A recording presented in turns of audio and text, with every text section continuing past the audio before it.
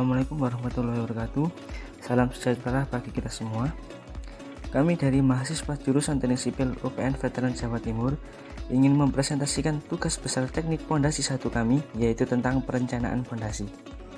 Pertama-tama izinkan kami memperkenalkan diri terlebih dahulu.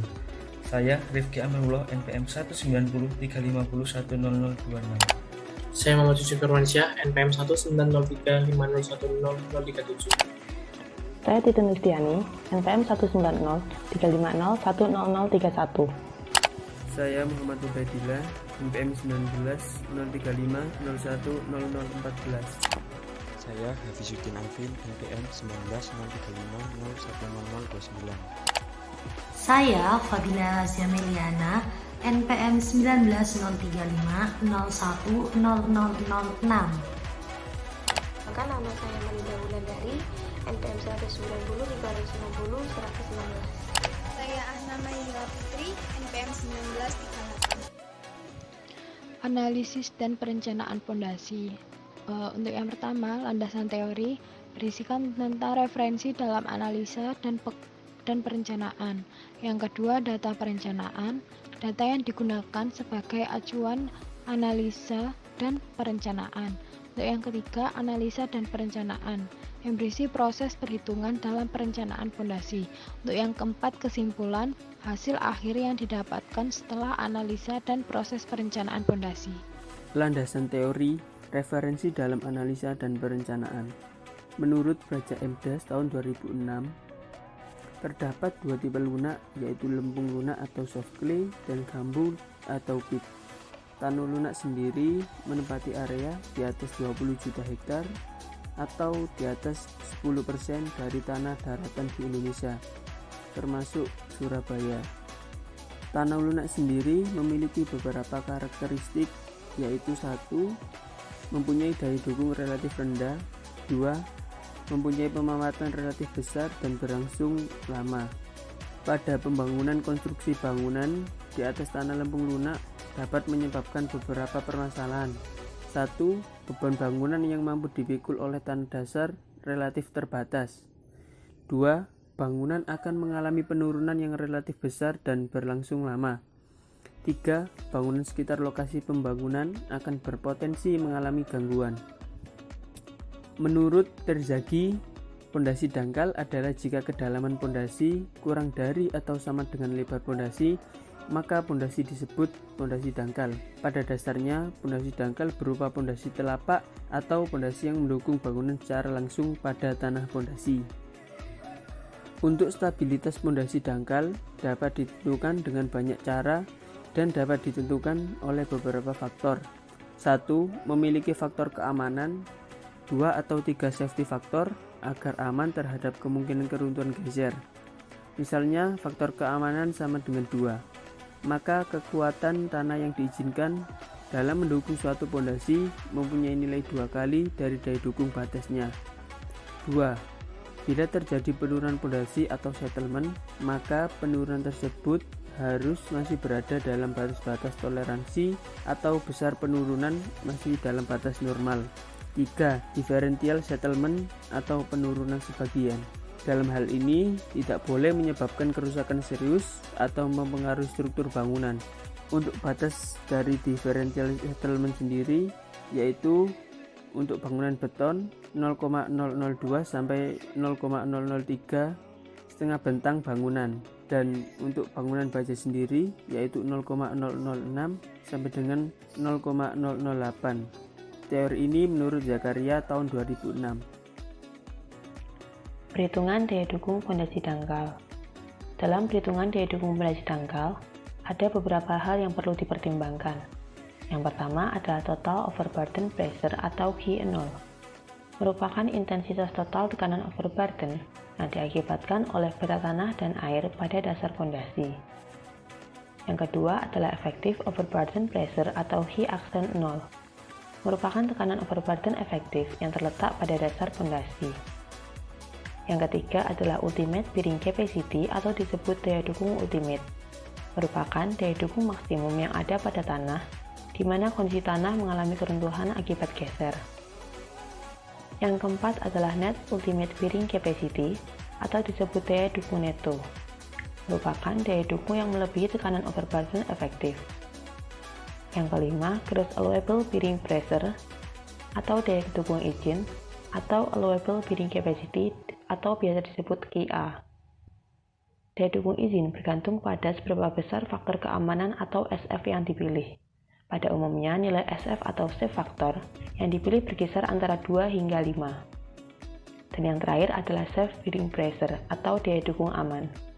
Hal ini terjadi ketika penurunan yang terjadi tidak melebihi batas yang diizinkan. Daya dukung fondasi dangkal berdasarkan bentuk.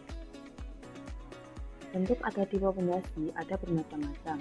Hal ini bergantung pada keperluan dan rancang bangun yang telah dipertimbangkan. Masing-masing bentuk fondasi mempunyai cara perhitungan daya dukung tanah batas atau VO limit yang berbeda-beda. Yang pertama adalah fondasi lingkaran. Dengan rumus daya dukung VU sama dengan 1,3J dikali NC ditambah Q dikali NG ditambah 0,3B dikali gamma dikali N gamma. Yang kedua adalah fondasi bujur sangkar. Dengan rumus daya dukung VU sama dengan 1,3J dikali NC ditambah Q dikali NC ditambah 0,4J dikali gamma dikali N gamma. Dan yang terakhir adalah fondasi menerus atau fondasi lajur.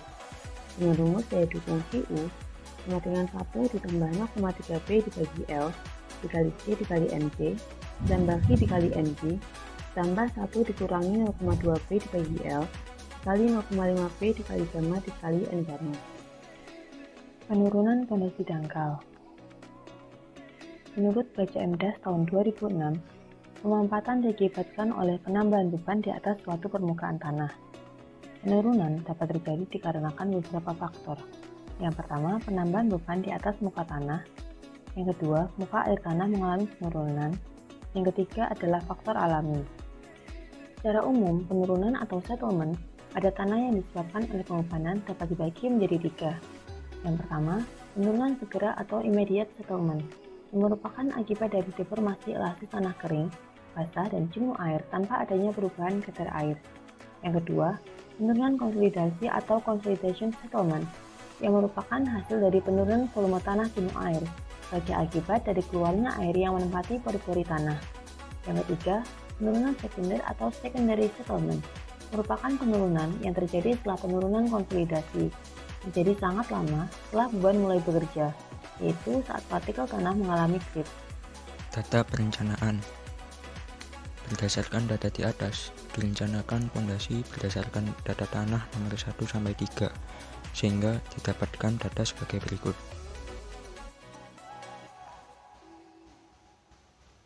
Analisa dan perencanaan. Data berikut digunakan dalam analisa dan perencanaan fondasi. Tahapan perencanaan fondasi. Yang pertama, menentukan jenis tanah. Yang kedua, merencanakan bangunan yang akan dihitung. Yang ketiga, merencanakan ukuran fondasi. Yang keempat, menghitung daya dukung fondasi. Dan yang terakhir, memeriksa penurunan pada fondasi. A. Menentukan jenis tanah, derajat kejenuhan dan konsistensi tanah. Dalam data diperoleh SL sama dengan 0,996 mendekati 1. Maka jenis tanah adalah tanah jenuh air atau muka air tanah berada pada permukaan tanah. Nilai indeks plastis dan ragam tanah. Nilai IP diperoleh 11,33, maka memasuki rentang 7-17 yaitu plastisitas sedang. Selanjutnya, analisa saringan 200 diperoleh dalam data yaitu di atas 50%, maka tanah berbutir halus. Nilai LL lebih kecil dari 50%, maka terdapat pilihan antara CL, ML, dan OH. Berdasarkan plastisitasnya, tanah termasuk plastisitas sedang, sehingga yang cocok adalah jenis tanah CL, lempung jenuh dengan plastisitas sedang. Dari jenis tanah tersebut diperoleh nilai untuk perhitungan penurunan tanah E, lempung sedang yaitu 45 kg per cm persegi sama dengan 450 ton per meter persegi. Untuk angka Poisson ratio, μ sama dengan 0,4 untuk jenis tanah lempung jenuh. Lalu, tahapan perencanaan pondasi yang berikutnya yaitu tahap perencanaan bangunan. Direncanakan bangunan pos satpam dengan tinggi bangunan 3 meter, panjang bangunan 3 meter, dan lebar bangunan 3 meter menggunakan mutu beton FC25. Ukuran kolom, balok, dan sloof yang digunakan yaitu 15 x 15 cm dengan tulangan BTDJ 40 dan BJTP 24 dengan tebal atap dak 15 cm. Berikut merupakan denah bangunan dan detail dari bangunan yang akan dibangun. Yang pertama yaitu denah pos satpam, yang kedua tampak depan, yang ketiga tampak belakang, yang selanjutnya yaitu denah pondasi dan potongan. Dengan menggunakan SAP 2000 dapat ditentukan deformasi yang terjadi pada bangunan yang dapat dilihat pada gambar di bawah dalam bentuk 2 dimensi dan 3 dimensi. Selanjutnya, menggunakan program SAP 2000 pula dapat ditentukan axial force diagram 2 dimensi dan 3 dimensi yang terjadi pada bangunan. Lalu setelah itu, kita dapat merencanakan ukuran pondasi. Direncanakan pondasi berbentuk buncur sangkar dengan beban yang terjadi yaitu 3,81 ton dengan SF 3. Direncanakan beberapa ukuran pondasi sebagai berikut. Berikut merupakan rencana ukuran pondasi 1, 2, 3, 4, dan 5 dengan ukuran B yang beragam dari 1,1 hingga 1,5 dengan TF 1,5 meter. Menghitung daya dukung pondasi. Menentukan nilai gamma aksen dan ki aksen.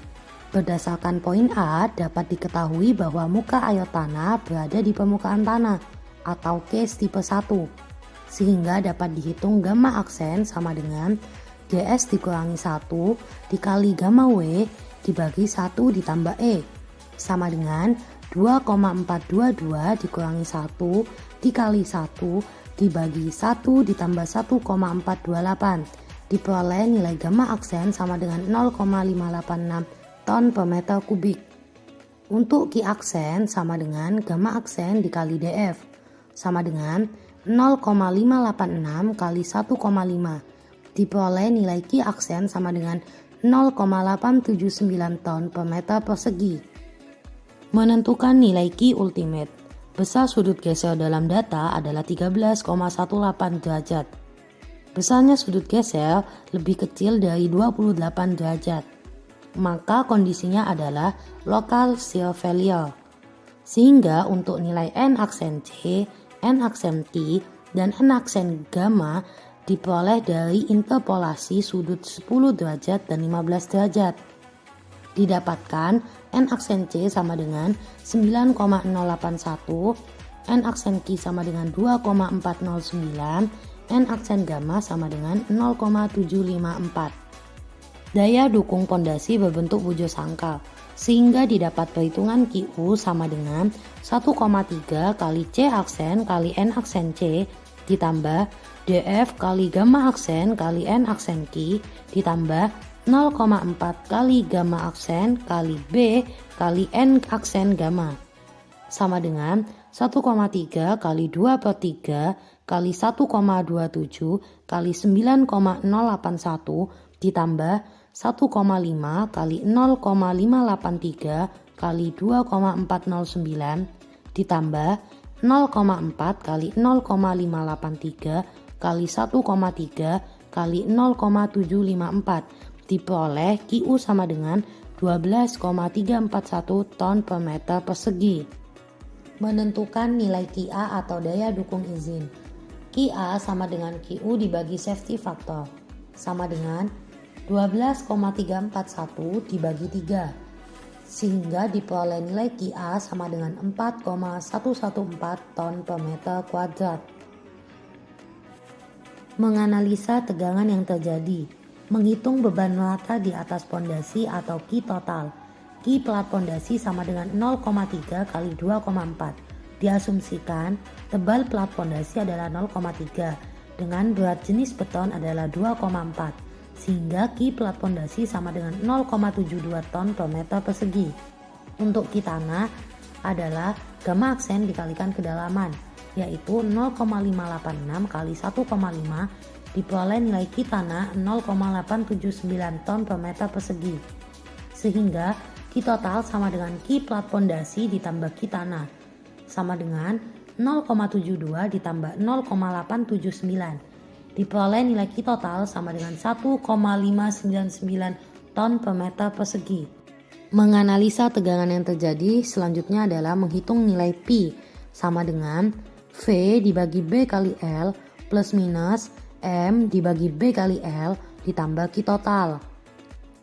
Pi sama dengan 3,81 dibagi 1,3 kali 1,3 plus minus 0 ditambah 1,599. Tegangan yang terjadi Pi sama dengan 3,854 ton per meter persegi. Syaratnya, tegangan yang terjadi harus lebih kecil daripada Ki izin. Diperoleh 3,854 ton per meter persegi lebih kecil dari 4,114 ton per meter persegi. Maka dapat disimpulkan bahwa dimensi pondasi yang direncanakan untuk perencanaan data nomor 3 dapat menahan beban yang ada atau dikatakan aman. Dari contoh perhitungan sebelumnya, didapatkan hasil perhitungan dalam tabel berikut. E. Penurunan pada pondasi yang direncanakan. Penurunan segera atau S1. Penurunan segera dapat dicari dengan rumus Chi dikali B dikali 1 min mu kuadrat dikali CF per ES, di mana Chi adalah beban terbagi rata, B adalah lebar pondasi, mu adalah Poisson ratio, ES adalah modulus Young, dan CF adalah faktor pengaruh. Untuk nilai mu atau Poisson ratio dapat dicari dari data tanah yang didapat dari hasil pengujian. Dari hasil pengujian didapat jenis tanah lempung jenuh, maka dapat diambil nilai Poisson ratio antara 0,4 sampai 0,5. Di sini kami mengambil nilai 0,4. Untuk nilai ES atau modulus Young dapat dicari dari data tanah yang didapat dari hasil pengujian. Dari hasil pengujian didapat jenis tanah lempung sedang, maka dapat diambil nilai modulus Young antara 45 sampai 90. Di sini kami mengambil nilai 45. Lalu untuk nilai CF atau faktor pengaruh dapat diambil dari desain pondasi yang direncanakan. Di sini kami merencanakan pondasi kaku berbentuk bujur sangkar, maka nilai L per B sama dengan 1, di mana L adalah panjang pondasi dan B adalah lebar pondasi, maka dapat diambil nilai faktor pengaruh sebesar 0,88. Contoh perhitungan penurunan segera diambil dari data nomor 3. S1 sama dengan Chi dikali B dikali 1 min mu kuadrat dikali CF per ES, sama dengan 3,854 dikali 1,3 dikali 0,84 dikali 0,88 per 450. Nilai 450 diambil dari modulus Young yang awalnya satuan kilogram per cm kuadrat dirubah ke ton per meter kuadrat sama dengan dikali 10, maka nilai modulus Young yang awalnya 45 dikali 10 menjadi 450. Diperoleh hasil 0,008 meter dirubah ke milimeter menjadi 8,23 mm. Dari contoh perhitungan sebelumnya didapatkan hasil perhitungan untuk data pertama hingga data kelima dalam tabel berikut. Penurunan konsolidasi normal atau SCP. Langkah pertama yang dilakukan yaitu mencari nilai P0 atau Effective Pressure Overburden Player dengan rumusan gamma dikali H. Maka didapatkan nilai P0 sebesar 0,897 m². Lalu selanjutnya menghitung nilai delta PA dengan rumusan V dibagi L plus ZA dikali B plus ZA. Maka nilai delta PA didapatkan sebesar 0,082 ton per meter kuadrat. Lalu menghitung nilai SCP dengan rumusan CC atau Compression Index dikali H. H di sini yaitu tebal lapisan yang mengalih konsolidasi dibagi 1 plus E0 dikali log V0 ditambah delta PA dibagi P0. Maka untuk nilai SCP-nya sendiri sebesar 9,62244 mm. Dari contoh perhitungan sebelumnya didapatkan hasil perhitungan untuk data pertama hingga data kelima dalam tabel berikut. Untuk perencanaan B sebesar 1,1 meter didapatkan nilai SCP sebesar 10,18 mili. Untuk B sebesar 1,2 meter didapatkan nilai SCP sebesar 9,89. Untuk B sebesar 1,3 meter didapatkan nilai SCP sebesar 9,62 mili. Untuk B 1,4 meter didapatkan SCP sebesar 9,3 mili. Dan terakhir yaitu untuk B sebesar 1,5 meter didapatkan nilai SCP sebesar 9,10 mili. Maka Untuk total penurunan dari penurunan segera hingga konsolidasi normal, didapatkan hasil perhitungan untuk data pertama hingga data kelima dalam tabel berikut. Untuk data pertama sebesar 18,77 mili, dan data kedua sebesar 18,27 mili, data ketiga sebesar 17,85 mili, data keempat sebesar 17,51 mili, dan data kelima yaitu sebesar 17,22 mili. Dengan syarat penurunan sebesar 18-24 mili, maka untuk data pertama hingga data kelima memenuhi syarat. Maka dalam desain pondasi dalam menerima beban bangunan dan penurunan tanah yang terjadi, yang memenuhi adalah nomor 3, 4, dan 5. Dan terakhir kesimpulan hasil akhir yang didapatkan setelah analisa dan proses perencanaan pondasi. Untuk kesimpulan yang pertama, perencanaan dimensi pondasi dilakukan berdasarkan data tanah yang diperoleh dari pengujian di lapangan serta memahami karakteristik tanah berdasarkan data tersebut. Yang kedua, nilai daya dukung pondasi dari perencanaan pondasi bujur sangkar dengan kedalaman 1,5 meter dan variasi lebar pondasi untuk pada lebar pondasi 1,1 meter diperoleh daya dukung sebesar 12,306 T per M kuadrat. Pada lebar pondasi 1,2 meter diperoleh daya dukung sebesar 12,324 T per M kuadrat. Pada lebar pondasi 1,3 meter diperoleh daya dukung sebesar 12,341 T per M kuadrat. Pada lebar pondasi 1,4 meter diperoleh daya dukung sebesar 12,359 T per M kuadrat. Pada lebar pondasi 1,5 meter diperoleh daya dukung sebesar 12,377 T per M kuadrat. Kesimpulan yang ketiga, penurunan pondasi yang terjadi pada dimensi yang direncanakan sebesar pada lebar pondasi 1,1 meter terjadi penurunan sebesar 18,77 mm. Pada lebar pondasi 1,2 meter terjadi penurunan sebesar 18,27 mm. Pada lebar pondasi 1,3 meter terjadi penurunan sebesar 17,85 mm. Pada lebar pondasi 1,4 meter terjadi penurunan sebesar 17,51 mm. Pada lebar pondasi 1,5 meter terjadi penurunan sebesar 17,22 mm. Maka pondasi yang aman adalah dengan lebar 1,3 meter dan kedalaman 1,5 meter dengan daya dukung 12,377 T per M kuadrat dan penurunan sebesar 17,85 mm.